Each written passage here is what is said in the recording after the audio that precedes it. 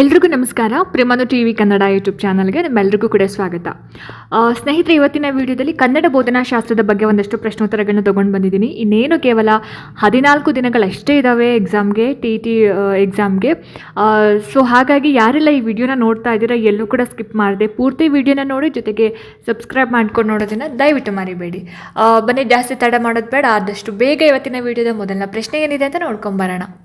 ಸ್ನೇಹಿತರೆ, ಮೊದಲನೇ ಪ್ರಶ್ನೆ ನಿಮ್ಮ ಸ್ಕ್ರೀನ್ ಮೇಲೆ ಈ ರೀತಿ ಕಾಣಿಸ್ತಾ ಇದೆ. ಭಾಷಾಂತರ ಅಂದರೆ ಟ್ರಾನ್ಸ್ಲೇಷನ್ ಕನ್ನಡ ಬೋಧನೆಯಲ್ಲಿ ಯಾವಾಗ ಉಪಯುಕ್ತವಾಗಬಹುದು ಅಂತ ಕೇಳಿದ್ದಾರೆ. ಸೊ ಕನ್ನಡವನ್ನು ಮದರ್ ಟಂಗ್ ಆಗಿರೋದ್ರಿಂದ ಕನ್ನಡವನ್ನು ಟ್ರಾನ್ಸ್ಲೇಷನ್ ಮಾಡೋ ಅಗತ್ಯ ಇರೋದಿಲ್ಲ, ಸಮ್ಟೈಮ್ಸ್ ಬೇಕಾಗುತ್ತೆ. ಅದು ಯಾವಾಗ ಅಂತ ಪ್ರಶ್ನೆ ಕೇಳಿರೋದು.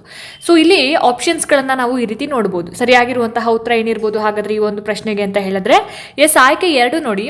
ಸಂಕೀರ್ಣ ಪರಿಕಲ್ಪನೆಗಳನ್ನು ವಿವರಿಸಲು ಅಥವಾ ಹೊಸ ಶಬ್ದಕೋಶವನ್ನು ಪರಿಚಯಿಸಲು ಸೀಮಿತವಾಗಿ ಬಳಸಿದಾಗ ಅಂತ ಆಪ್ಷನ್ಸ್ ಇದೆಲ್ಲ. ಸೊ ಇದು ಕರೆಕ್ಟ್ ಆಗಿರ್ತಕ್ಕಂಥ ಒಂದು ಆನ್ಸರ್ ಆಗುತ್ತೆ.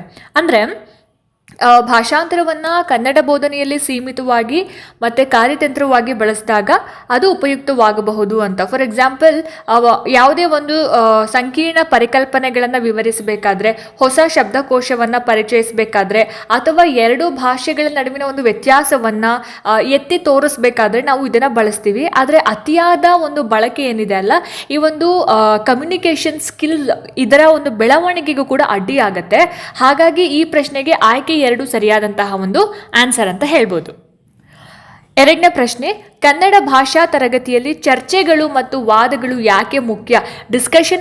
ಡಿಸ್ಕಷನ್ಸ್ ಮತ್ತು ಡಿಬೇಟ್ಸ್ ಏನಕ್ಕೆ ಮುಖ್ಯ ಕನ್ನಡ ಭಾಷಾ ತರಗತಿಯಲ್ಲಿ ಅಂತ. ಸೊ ಆಯ್ಕೆಗಳು ನಾವು ಈ ರೀತಿಯಾಗಿ ನೋಡ್ತಾ ಇರ್ಬೋದು. ಸರಿಯಾಗಿರುವಂತಹ ಉತ್ತರ ಬಂದ್ಬಿಟ್ಟು ಆಯ್ಕೆ 2 ನೋಡಿ. ಇಲ್ಲಿ ಅವು ವಿದ್ಯಾರ್ಥಿಗಳಲ್ಲಿ ವಿಮರ್ಶಾತ್ಮಕ ಚಿಂತನೆ, ಸಂವಹನ ಮತ್ತು ಭಾಷಾ ಬಳಕೆ ಕೌಶಲ್ಯಗಳನ್ನು ಅಭಿವೃದ್ಧಿಪಡಿಸುತ್ತವೆ ಅನ್ನೋದು ಆನ್ಸರ್ ಆಗುತ್ತೆ. ಸೊ ಡಿಸ್ಕಷನ್ಸ್ ಮತ್ತು ಡಿಬೇಟ್ಸ್ ಏನಿದೆ, ಸ್ಟೂಡೆಂಟ್ಸ್ಗಳಲ್ಲಿ ಒಂದು ವಿಮರ್ಶಾತ್ಮಕ ಚಿಂತನೆ ಆಗಿರಬಹುದು, ಹಾಗೆಯೇ ಏನು ಹೇಳ್ತಾರೆ ಸಮಸ್ಯೆ ಪರಿಹಾರ ಕೌಶಲ್ಯಗಳಾಗಿರ್ಬೋದು, ಇನ್ನು ಕಮ್ಯುನಿಕೇಷನ್ ಎಬಿಲಿಟೀಸ್ ಸಂವಹನ ಸಾಮರ್ಥ್ಯ ಮತ್ತು ಭಾಷೆಯ ಒಂದು ಪರಿಣಾಮಕಾರಿ ಬಳಕೆಯನ್ನು ಇದು ಡೆವಲಪ್ ಮಾಡ್ತಾ ಹೋಗುತ್ತೆ. ಇದೇನಾಗುತ್ತೆ, ವಿದ್ಯಾರ್ಥಿಗಳಲ್ಲಿ ಸಕ್ರಿಯವಾಗಿ ಕಲಿಕೆಯಲ್ಲಿ ತೊಡಗಿಸಿಕೊಳ್ಳೋದಕ್ಕೆ ಪ್ರೋತ್ಸಾಹ ಮಾಡಿದ ಹಾಗೆ ಆಗುತ್ತೆ. ಸೊ ಹಾಗಾಗಿ ಇಲ್ಲಿ ಆಪ್ಷನ್ 2 ಆನ್ಸರ್ ಅಂತ ಹೇಳ್ಬೋದು. ನೆಕ್ಸ್ಟ್ ಕ್ವೆಶ್ಚನ್, ಕನ್ನಡದಲ್ಲಿ ಉತ್ತಮ ಓದುಗರನ್ನು ಗುರುತಿಸಲು ಯಾವ ಗುಣಲಕ್ಷಣಗಳನ್ನು ಪರಿಗಣಿಸಬಹುದು ಅಂತ ಕೇಳಿದ್ದಾರೆ. ಅಂದರೆ ಗುಡ್ ರೀಡರ್ಸ್ ಇನ್ ಕನ್ನಡ. ಸೊ ಕನ್ನಡವನ್ನು ಓದಲಿಕ್ಕೂ ಕೂಡ ಕೆಲವು ಮಂದಿ ಕಷ್ಟಪಡೋದನ್ನು ನಾವು ನೋಡಿರ್ತೀವಿ. ಸೊ ಉತ್ತಮವಾದಂತಹ ಓದುಗರನ್ನು ನಾವು ಯಾವ ಒಂದು ಪಾಯಿಂಟನ್ನು ಇಟ್ಕೊಂಡು ಐಡೆಂಟಿಫೈ ಮಾಡಬಹುದು, ಅಂದರೆ ಕನ್ನಡ ಓದುಗಾರರ ಒಂದು ಕ್ಯಾರೆಕ್ಟರಿಸ್ಟಿಕ್ಸ್ ಏನು ಅನ್ನೋದು ಪ್ರಶ್ನೆ.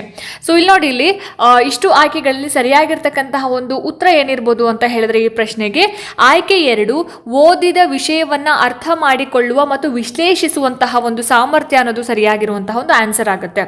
ಅಂದರೆ ಕನ್ನಡದಲ್ಲಿ ಉತ್ತಮ ಓದುಗರು ಕೇವಲ ವೇಗವಾಗಿ ಓದೋದಿಲ್ಲ, ಅಂದರೆ ಬಹಳ ಫಾಸ್ಟಾಗಿ ಮಾತ್ರ ಓದೋದಿಲ್ಲ, ಓದಿದಂತಹ ಒಂದು ವಿಷಯವನ್ನು ಅರ್ಥ ಮಾಡಿಕೊಳ್ತಕ್ಕಂತಹ, ಅದನ್ನು ವಿಶ್ಲೇಷಣೆ ಮಾಡುವಂತಹ ಮತ್ತು ವಿಮರ್ಶೆ ಮಾಡುವಂತಹ, ಹಾಗೆಯೇ ಅದರಿಂದ ಒಂದು ತೀರ್ಮಾನಗಳನ್ನ ತಗೊಳ್ತಕ್ಕಂತಹ ಒಂದು ಸಾಮರ್ಥ್ಯವನ್ನು ಯಾರು ಹೊಂದಿರ್ತಾರೆ ಅಲ್ಲ, ಸೊ ಅವರನ್ನು ನಾವು ಏನಂತ ಹೇಳಿ ಕರಿಬಹುದು, ಕನ್ನಡದಲ್ಲಿ ಉತ್ತಮ ಓದುಗರರು ಅಂತ ಹೇಳಿ ಕರಿಬಹುದು. ಸೊ ಹಾಗಾಗಿ ಆಪ್ಷನ್ 2 ಈ ಪ್ರಶ್ನೆಗೆ ಸರಿಯಾದ ಒಂದು ಆನ್ಸರ್ ಆಗುತ್ತೆ. ನೆಕ್ಸ್ಟ್ ಕ್ವೆಶ್ಚನ್, ಕನ್ನಡ ಭಾಷಾ ಬೋಧನೆಯಲ್ಲಿ ಶಿಕ್ಷಕರ ಪಾತ್ರ, ರೋಲ್ ಆಫ್ ಟೀಚರ್ಸ್ ಯಾವ ರೀತಿ ಹೇಗೆ ಬದಲಾಗಿದೆ ಅಂತ ಪ್ರಶ್ನೆ ಕೇಳಿದ್ದಾರೆ. ಅವರು ಹೇಗೆ ಬದಲಾವಣೆ ಆಗಿದ್ದಾರೆ ಅಂತ. ಸೊ ಆಪ್ಷನ್ಸ್ ಈ ರೀತಿ ಕೊಟ್ಟಿದ್ದಾರೆ. ಸರಿಯಾಗಿರುವಂತಹ ಒಂದು ಉತ್ತರ ಈ ಒಂದು ಪ್ರಶ್ನೆಗೆ ಆಯ್ಕೆ 2 ಸುಗಮಕಾರ ಮತ್ತು ಮಾರ್ಗದರ್ಶಕ, ಫೆಸಿಲಿಟೇಟರ್ ಆ್ಯಂಡ್ ಗೈಡ್ ಅಂತ. ಸೊ ಆಧುನಿಕ ಕನ್ನಡ ಭಾಷಾ ಬೋಧನೆಯಲ್ಲಿ ಶಿಕ್ಷಕರ ಪಾತ್ರ ಏನಿದೆ, ಕೇವಲ ಅವರಿಗೆ ಜ್ಞಾನವನ್ನು ನೀಡೋದು ಮಾತ್ರ ಅಲ್ಲ, ಅದರ ಜೊತೆಗೆ ವಿದ್ಯಾರ್ಥಿಗಳಿಗೆ ಅವರ ಒಂದು ಕಲಿಕಾ ಪ್ರಕ್ರಿಯೆಯಲ್ಲಿ ಫೆಸಿಲಿಟೇಟರ್ ಆಗಿ, ಗೈಡರ್ ಆಗಿ ಕಾರ್ಯವನ್ನು ನಿರ್ವಹಿಸ್ತಾರೆ. ಸೊ ಟೀಚರ್ಸ್ ಕಲಿಕೆಗೆ ಒಂದು ಸೂಕ್ತವಾದಂತಹ ಒಂದು ಪರಿಸರವನ್ನು ಕ್ರಿಯೇಟ್ ಮಾಡ್ತಾರೆ, ಮತ್ತೆ ಅಲ್ಲಿ ವಿದ್ಯಾರ್ಥಿಗಳನ್ನ ಸಕ್ರಿಯವಾಗಿ ತೊಡಗಿಸಿಕೊಳ್ಳೋ ಹಾಗೆ ವಿದ್ಯಾರ್ಥಿಗಳನ್ನ ಪುಷ್ ಮಾಡ್ತಾರೆ, ಪ್ರೇರೇಪಣೆ ಮಾಡ್ತಾರೆ. ಹಾಗಾಗಿ ಆಪ್ಷನ್ 2 ಆನ್ಸರ್ ಅಂತ ಹೇಳ್ಬೋದು. ನೆಕ್ಸ್ಟ್ ಕ್ವೆಶ್ಚನ್, ನಿರಂತರ ಮತ್ತು ಸಮಗ್ರ ಮೌಲ್ಯಮಾಪನದ ಮುಖ್ಯ ಉದ್ದೇಶ ಕನ್ನಡ ಬೋಧನೆಯಲ್ಲಿ ಏನು ಅಂತ ಕೇಳಿದ್ದಾರೆ. ಅಂದರೆ CCE ಅಂತ, ಕಂಟಿನ್ಯೂಸ್ ಆ್ಯಂಡ್ ಕಾಂಪ್ರಿಹೆನ್ಸಿವ್ ಇವ್ಯಾಲ್ಯುಯೇಷನ್ನ ಒಂದು ಆಬ್ಜೆಕ್ಟಿವ್ ಏನು, ಅದು ಕನ್ನಡ ಬೋಧನೆಯಲ್ಲಿ ಅನ್ನೋದು. ಸೊ ಇದಕ್ಕೆ ಆಯ್ಕೆ 2 ನೋಡಿ, ಇಲ್ಲಿ ಏನು ಕೊಟ್ಟಿದ್ದಾರೆ, ವಿದ್ಯಾರ್ಥಿಗಳ ಶೈಕ್ಷಣಿಕ ಮತ್ತು ಸಹ ಶೈಕ್ಷಣಿಕ ಬೆಳವಣಿಗೆಯನ್ನು ನಿರಂತರವಾಗಿ ಮೌಲ್ಯಮಾಪನ ಮಾಡುವುದು ಅಂತ. ಸೊ ಇಲ್ಲಿ ನಿರಂತರ ಮತ್ತು ಸಮಗ್ರ ಮೌಲ್ಯಮಾಪನದ ಮುಖ್ಯ ಉದ್ದೇಶ ವಿದ್ಯಾರ್ಥಿಗಳ ಒಂದು ಶೈಕ್ಷಣಿಕ ಹಾಗೆಯೇ ಸಹ ಶೈಕ್ಷಣಿಕ ಬೆಳವಣಿಗೆಯ ಎಲ್ಲ ಅಂಶಗಳನ್ನು ಕಲಿಕಾ ಪ್ರಕ್ರಿಯೆಯ ಉದ್ದಕ್ಕೂ ಕೂಡ ಏನು ಮಾಡಬಹುದು, ನಿರಂತರವಾಗಿ ಮೌಲ್ಯಮಾಪನ ಮಾಡುವಂಥದ್ದು. ಸೊ ಇದು ಕೇವಲ ಪರೀಕ್ಷೆಗಳಿಗೆ ಮಾತ್ರ ಸೀಮಿತ ಆಗಿರೋದಿಲ್ಲ, ವಿದ್ಯಾರ್ಥಿಗಳ ಒಂದು ಸಮಗ್ರ ಬೆಳವಣಿಗೆಯನ್ನು ಇದು ಏನು ಮಾಡುತ್ತೆ, ಐಡೆಂಟಿಫೈ ಮಾಡುತ್ತೆ. ಸೊ ಆಪ್ಷನ್ 2 ಇದಕ್ಕೆ ಸರಿಯಾದ ಉತ್ತರ ಆಗುತ್ತೆ. ನೆಕ್ಸ್ಟ್ ಕ್ವೆಶ್ಚನ್, ಕನ್ನಡ ಭಾಷಾ ತರಗತಿಯಲ್ಲಿ ತಂತ್ರಜ್ಞಾನದ ಬಳಕೆಯ ಪ್ರಯೋಜನವೇನು ಅಂತ ಕೇಳಿದ್ದಾರೆ. ಯೂಸ್ ಆಫ್ ಟೆಕ್ನಾಲಜಿ ಏನು ಯೂಸ್ ಅಂತ ಹೇಳಿ. ಸೊ ಆಪ್ಷನ್ಸ್ ನೋಡಿ, ಇಲ್ಲಿ ಈ ರೀತಿ ಕೊಟ್ಟಿದ್ದಾರೆ. ಸರಿಯಾಗಿರುವಂತಹ ಉತ್ತರ ಈ ಒಂದು ಪ್ರಶ್ನೆಗೆ ಆಯ್ಕೆ 2, ಕಲಿಕೆಯನ್ನು ಹೆಚ್ಚು ಸಂವಾದಾತ್ಮಕ, ಆಕರ್ಷಕ ಮತ್ತು ವೈಯಕ್ತೀಕರಿಸಲು ಸಹಾಯ ಮಾಡುತ್ತದೆ ಅನ್ನೋದು. ಕನ್ನಡ ಭಾಷಾ ತರಗತಿಯಲ್ಲಿ ಈ ಒಂದು ಟೆಕ್ನಾಲಜಿಗಳನ್ನು ನಾವು ಬಳಸೋದ್ರಿಂದ ಹೆಚ್ಚು ಸಂವಾದಾತ್ಮಕವಾಗಿರುತ್ತೆ, ಆಕರ್ಷಕ ಮತ್ತು ವೈಯಕ್ತೀಕರಿಸೋದಕ್ಕೆ ಹೆಲ್ಪ್ ಮಾಡ್ತಾ ಹೋಗುತ್ತೆ. ಸ್ಮಾರ್ಟ್ ಬೋರ್ಡ್ಗಳಾಗಿರ್ಬೋದು, ಆಮೇಲೆ ಭಾಷಾ ಕಲಿಕೆಯ ಕೆಲವೊಂದು ಅಪ್ಲಿಕೇಶನ್ಸ್ ಆಗಿರ್ಬೋದು, ಆಮೇಲೆ ಕೆಲವೊಂದು ವಿಡಿಯೋಗಳಾಗಿರ್ಬೋದು, ಆನ್ಲೈನ್ ರಿಸೋರ್ಸಸ್ಗಳು ಕಲಿಕೆಯ ಒಂದು ಅನುಭವವನ್ನು ಏನು ಮಾಡುತ್ತೆ, ಹೆಚ್ಚಿಸ್ತಾ ಹೋಗುತ್ತೆ. ಹಾಗಾಗಿ ಆಯ್ಕೆ 2 ಇದಕ್ಕೆ ಆನ್ಸರ್ ಆಗುತ್ತೆ. ಮುಂದಿನ ಪ್ರಶ್ನೆ, ಕನ್ನಡ ಬೋಧನೆಯಲ್ಲಿ ವಿಮರ್ಶಾತ್ಮಕ ಚಿಂತನೆ, ಕ್ರಿಟಿಕಲ್ ಥಿಂಕಿಂಗ್ ಅನ್ನು ಯಾವ ರೀತಿ ಉತ್ತೇಜನ ಮಾಡಬಹುದು ಅಂತ ಹೇಳಿ ಪ್ರಶ್ನೆ ಕೇಳಿದ್ದಾರೆ. ಸೊ ಈ ಪ್ರಶ್ನೆಗೆ ಆಯ್ಕೆಗಳು ನಾವು ಈ ರೀತಿ ನೋಡ್ತಾ ಇದ್ದೀವಿ. ಸರಿಯಾದಂತಹ ಉತ್ತರ ಈ ಒಂದು ಪ್ರಶ್ನೆಗೆ ಆಯ್ಕೆ 2, ಪ್ರಶ್ನಿಸುವಿಕೆ, ಸಮಸ್ಯೆ ಪರಿಹಾರ ಚಟುವಟಿಕೆಗಳು, ಚರ್ಚೆಗಳನ್ನು ಪ್ರೋತ್ಸಾಹಿಸುವ ಮುಖಾಂತರ ಅಂತ ಇದೆ.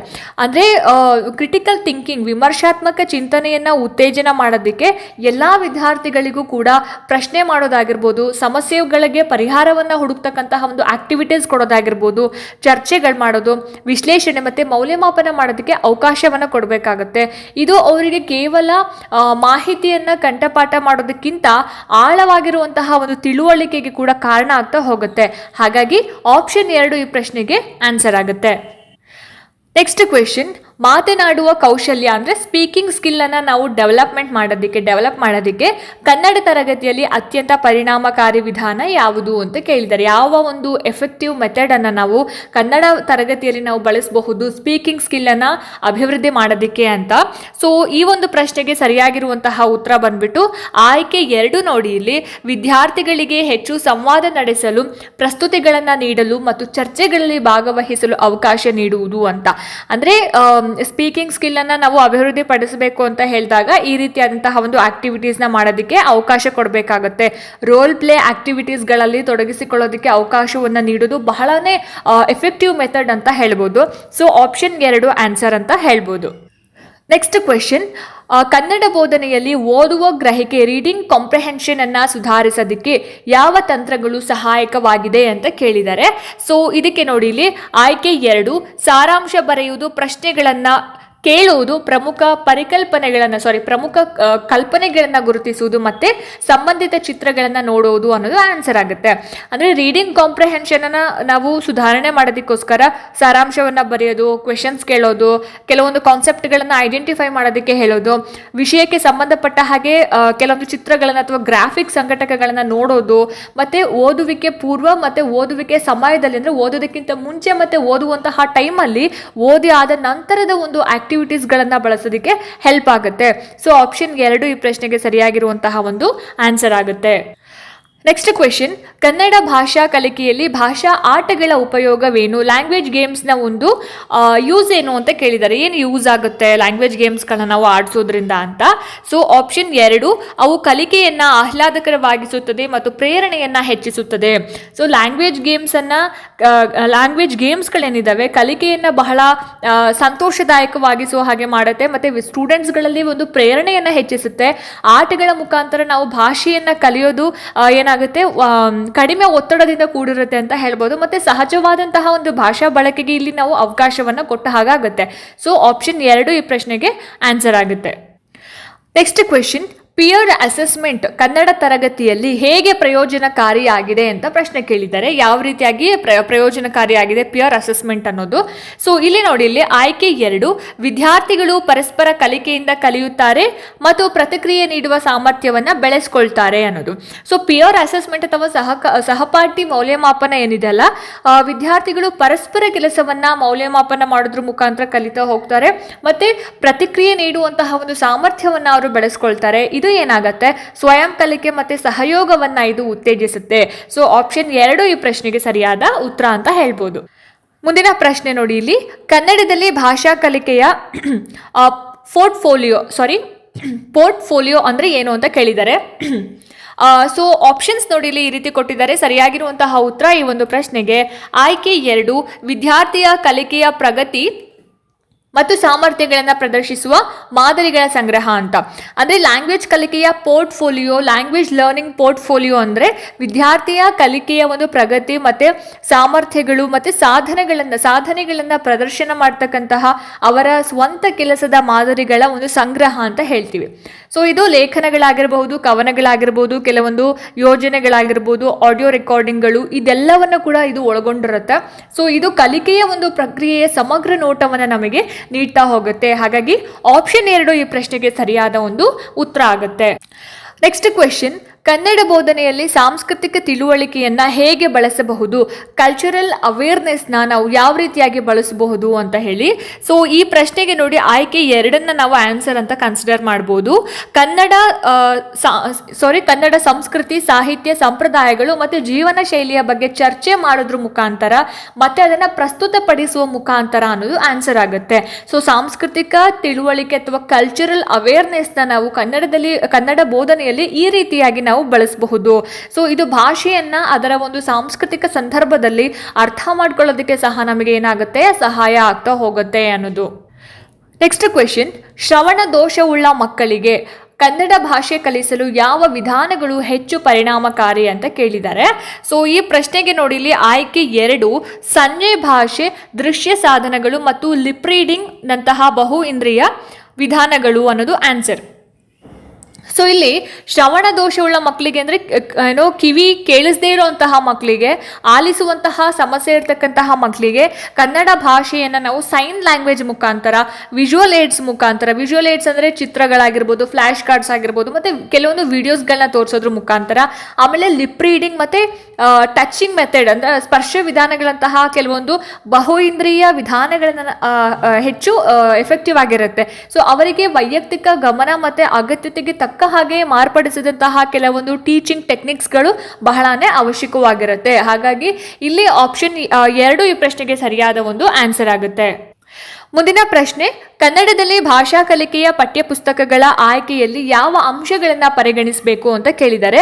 ಸೊ ಲ್ಯಾಂಗ್ವೇಜ್ ಟೆಕ್ಸ್ಟ್ ಬುಕ್ಸ್ಗಳನ್ನ ನಾವು ಸೆಲೆಕ್ಟ್ ಮಾಡಬೇಕಾದ್ರೆ ಯಾವ ರೀತಿಯಂತಹ ಒಂದು ಪಾಯಿಂಟ್ಸ್ಗಳನ್ನು ನಾವು ಪರಿಗಣನೆ ಮಾಡಬೇಕು ಅಂತ ಹೇಳಿಬಿಟ್ಟು, ಸೊ ಇದರಲ್ಲಿ ಆಯ್ಕೆ 2 ನೋಡಿ ಇಲ್ಲಿ ವಿದ್ಯಾರ್ಥಿಗಳ ಒಂದು ವಯಸ್ಸಾಗಿರ್ಬೋದು, ಆಸಕ್ತಿ ಆಗಿರ್ಬೋದು, ಕಲಿಕಾ ಮಟ್ಟ ಮತ್ತು ಪಠ್ಯಕ್ರಮದ ಉದ್ದೇಶಗಳಿಗೆ ಸೂಕ್ತವಾದ ವಿಷಯ ಮತ್ತು ಚಟುವಟಿಕೆಗಳು ಅಂತ. ಅಂದರೆ ಲ್ಯಾಂಗ್ವೇಜ್ ಟೆಕ್ಸ್ಟ್ ಬುಕ್ಸ್, ಕನ್ನಡ ಭಾಷಾ ಕಲಿಕೆಯ ಪಠ್ಯಪುಸ್ತಕಗಳ ಒಂದು ಆಯ್ಕೆಯಲ್ಲಿ ವಿದ್ಯಾರ್ಥಿಗಳ ಒಂದು ಏಜ್, ಅವರ ಒಂದು ಇಂಟ್ರೆಸ್ಟ್ ಆಗಿರ್ಬೋದು, ಸಾಂಸ್ಕೃತಿಕ ಪ್ರಸ್ತುತತೆ ಆಗಿರ್ಬೋದು, ಪಠ್ಯಕ್ರಮದ ಉದ್ದೇಶಗಳಿಗೆ ಸೂಕ್ತವಾದಂತಹ ವಿಷಯಗಳು ಮತ್ತು ಚಟುವಟಿಕೆಗಳು ಇಂಪಾರ್ಟೆಂಟ್ ಆಗಿರುತ್ತೆ.